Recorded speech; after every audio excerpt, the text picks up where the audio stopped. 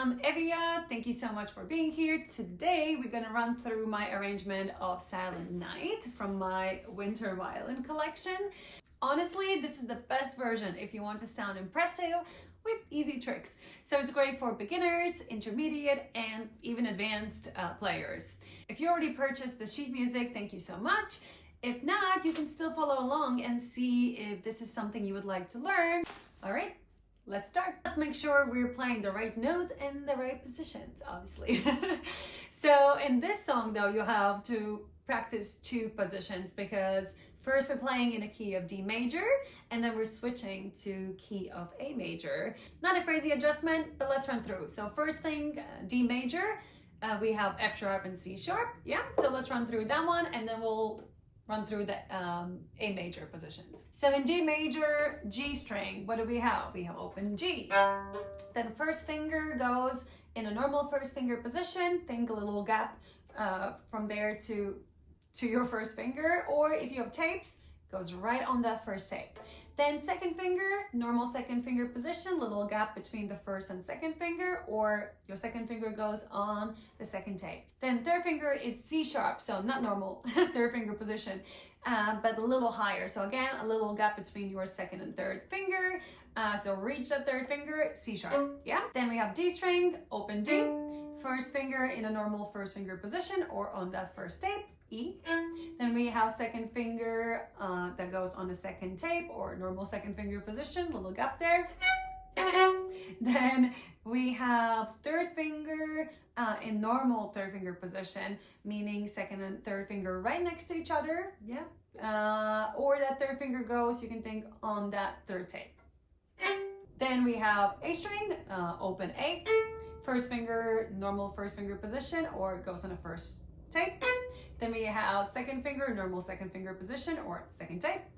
Then we have third finger, normal third finger position or third tape. Yeah, right next to the second finger.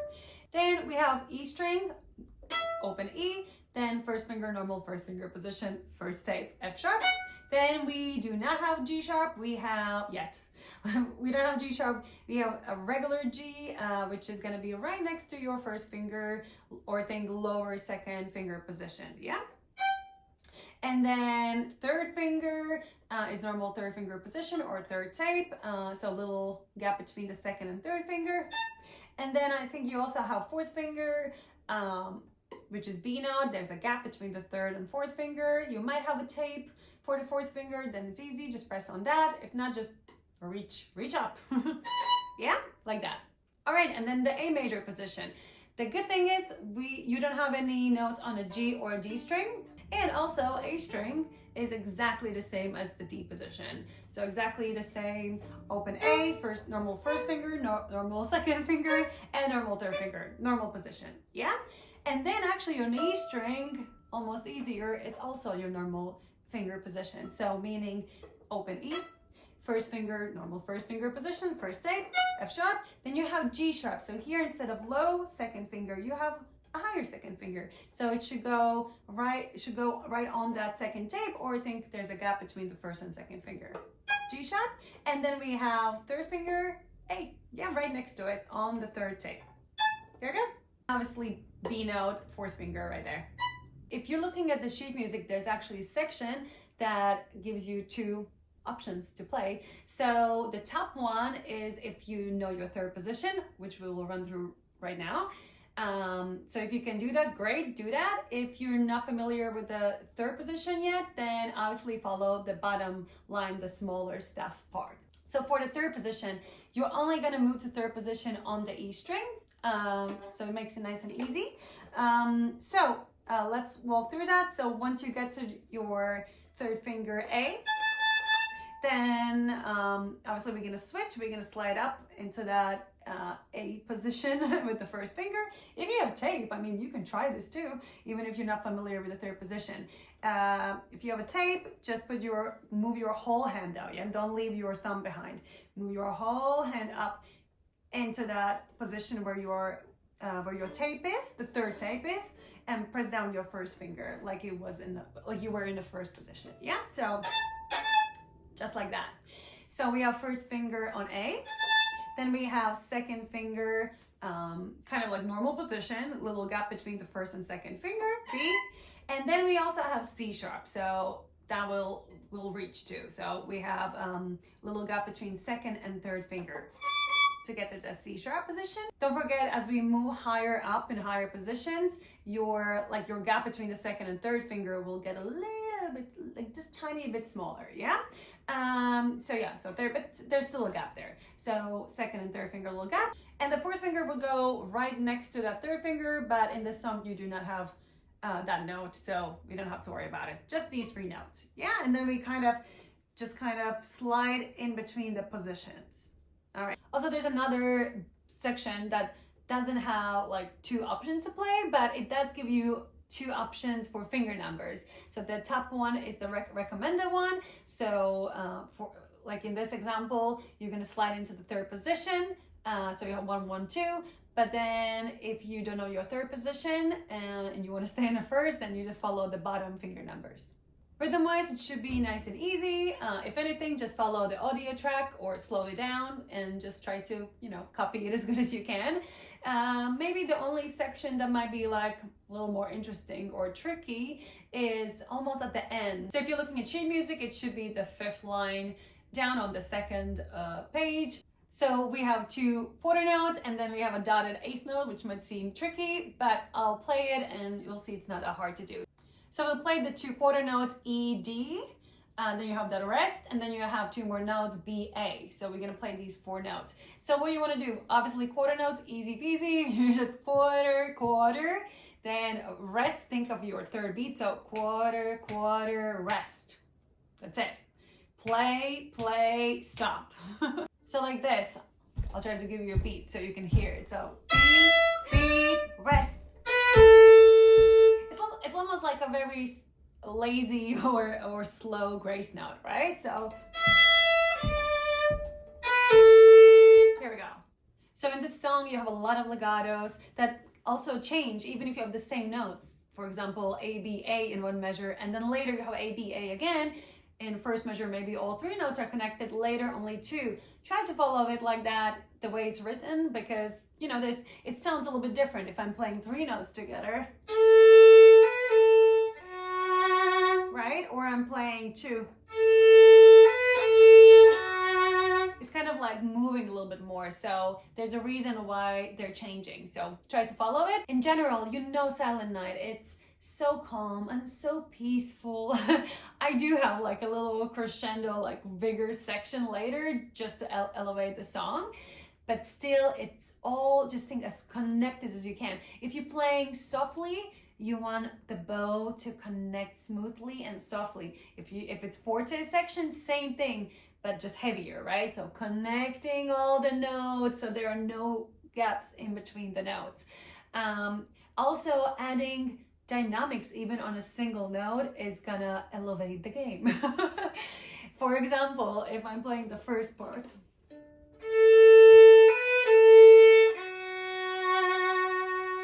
see what I did there on that F sharp note?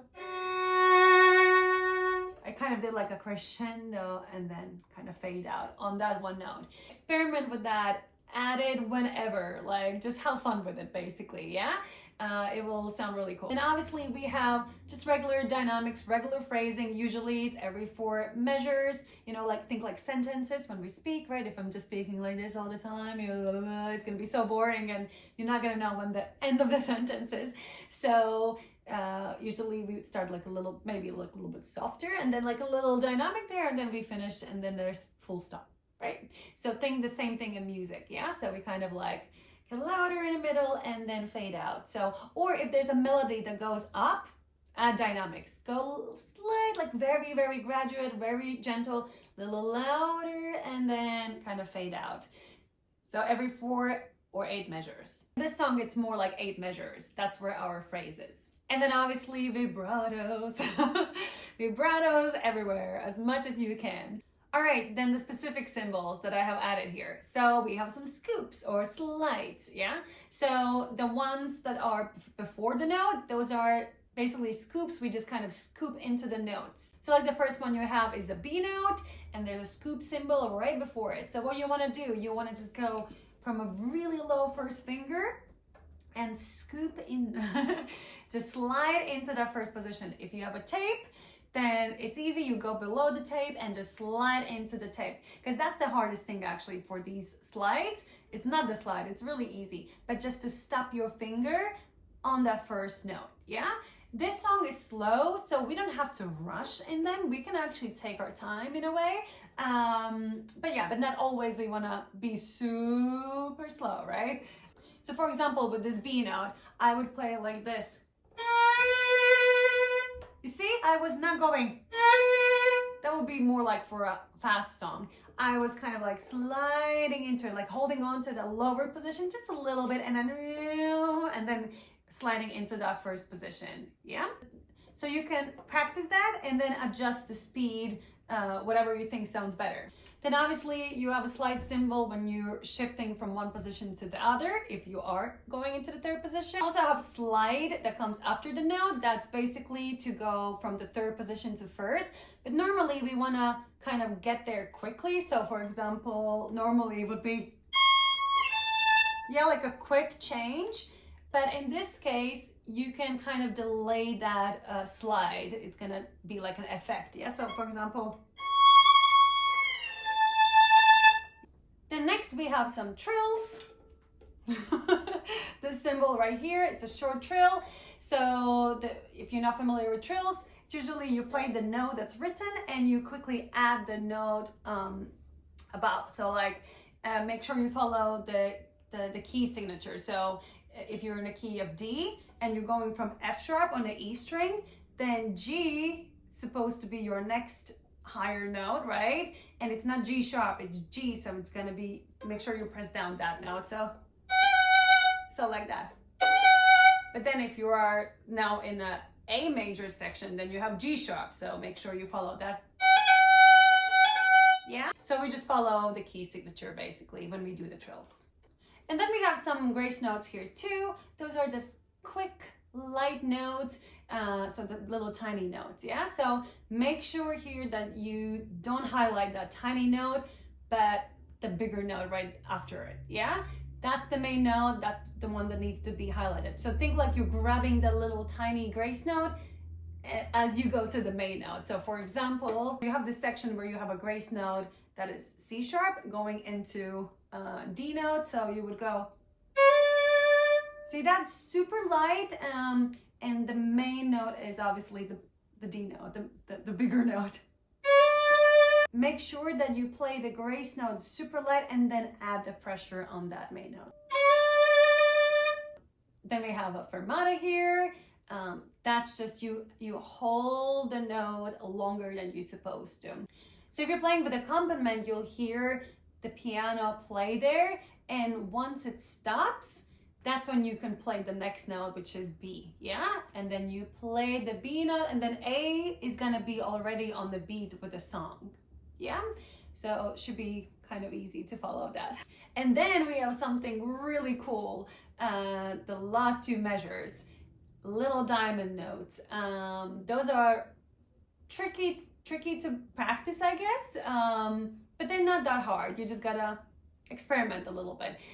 Super fun to play though. So the first note is normal A. You just play open A. Then it's a second finger and it looks like a C sharp note. But the cool part is we don't press it down. You need to know where your C sharp note is. And instead of pressing down, you're gonna barely touch the string. If you're pressing the finger even slightly too much, it might not come out. So you will need to experiment, kind of go a little bit higher. So like this, I would go like little higher. You see? This is not good. That sounds good, right? And if I go a little higher, kind of, but not as good as here. So you want to hear that flute-like kind of sound, yeah? Very delicate. Same thing for your next note. This is in the third position. So if you don't know the third position, just play open string E, yeah? If you do, then yeah, slide into the third position. And it will be the same idea, yeah? It should be where your second finger goes. It might be even a little bit higher than where your second finger is supposed to be. So That's what I'm saying. You're gonna kind of experiment a little bit, move your finger up, like kind of probably more up to see where you can get that sound. Yeah, and once you find it, obviously practice it so you can get there quickly. And then even if you don't know your third position, you could try this actually. It's like you slide up, yeah, like kind of like hitting right here. So you don't, because you don't have to be specifically in the third position. It's where your fourth finger stretches. And this one's easy to do. This one is kind of like same idea actually, but for some reason that specific finger, maybe because it's lighter, or that specific position on violin, just easier to play. Very easy to find, yeah? So it's almost, I mean, don't go too far. So it should be like when you, if you have your hand like this, normal position, and you slide with including your thumb, yeah? If you slide up, and as soon as you hit this bar without moving anything, right? You are gonna stretch, you see, from here, normally I would just put my fourth finger here, but I'm gonna stretch it a little bit. And it's right there.